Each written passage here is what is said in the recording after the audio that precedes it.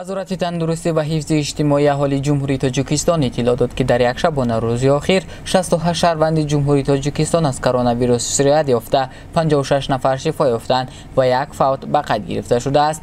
باید گفت که پس از پیدا شدن سر و صداها در شبکه‌های اجتماعی، بالاخره روز 21 ایون ستاد جمهوری عاید به پرزور نمودن چاره‌های ضدی اپیدمیوی و پیشگیری از انتقال و پنه‌شوی بیماری سرایتی کرونا ویروس در جمهوری تاجیکستان از جای داشتن حالت‌های سرایت‌یابی شهروندان مملکت به بیماری کرونا ویروس اطلاع داد.